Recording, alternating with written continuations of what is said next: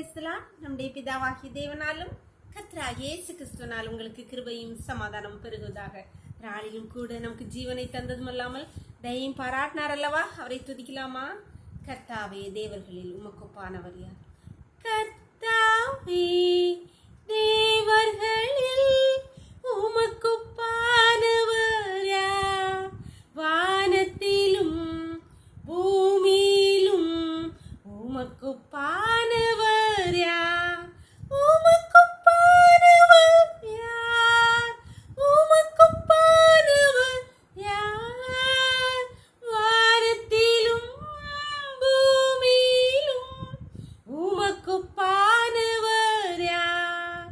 வானத்திலும் பூமியிலும் உமக்கொப்பானவர் யார்?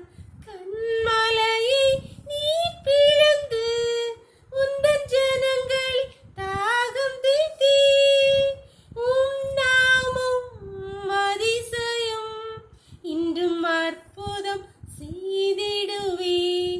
உம் நாமம் அதிசயம் இன்றும் அற்புதம் செய்திடுவே. உமக்கொப்பானவர் யார்? உமக்கொப்பானவர் யார்?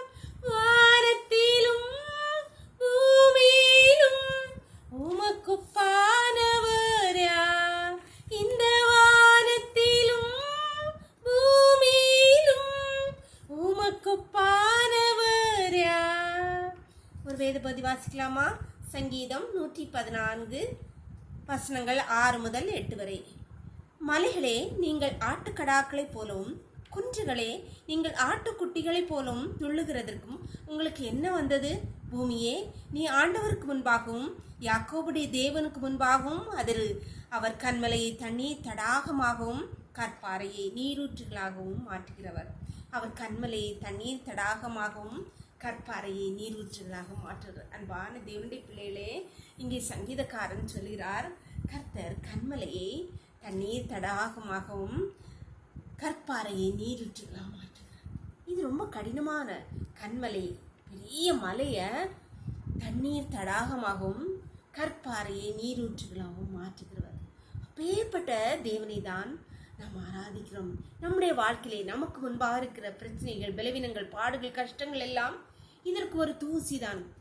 அவைகள் எல்லாம் நமக்கு முன்பாக பெரிய கண்மலையை போன்றும் கற்பாறையை போன்றும் கடினமாகத்தான் இருக்கும். ஆனால் நம் தேவனாகிய கர்த்தர் தன் அனுபவத்திலிருந்து சங்கீதக்காரன் சொல்கிறார், அவர் கண்மலையை தண்ணீர் தடாகமாகவும் கற்பாறையை நீரூற்றுகளாகவும் மாற்றுகிறவர். அன்பான தேவனுடைய பிள்ளைகளே, உங்களுக்கு முன்பாக இருக்கிற பிரச்சனைகள் மலையை போன்றும் கற்பாறை போன்றும் இருக்கிறதா? கர்த்தர் அவைகளை நீரூற்றுகளாகவும் ஆறுகளாகவும் தண்ணீர் தடாகமாகவும் அவர் நிச்சயமாய் மாற்றுவார். உங்கள் பிரச்சனைகள் எதுவாக இருந்தாலும் தேவனிடத்து கரத்திலே ஒப்பு கொடுங்கள். அவர் அதை தண்ணீர் தடாகமாகவும் நீரூற்றுமாகவும் என்று மாற்றுவார். ஜெபம் பண்ணலாமா? எங்களை நேசிக்கிறாங்கள் அன்பின் தகப்பனே, இந்த அருமையான நாளை கூட எங்களுக்கு இவ்வாய் தந்தீங்களேப்பா, கொடான கொடி நன்றி தகப்பனே. இந்த நேரத்திலும் கர்த்தாவே, அடியாளோடு இணைந்திருக்கிற ஒவ்வொரு பிள்ளைகளையும் உம்முடைய கருத்தில் தெரிகிறோமப்பா.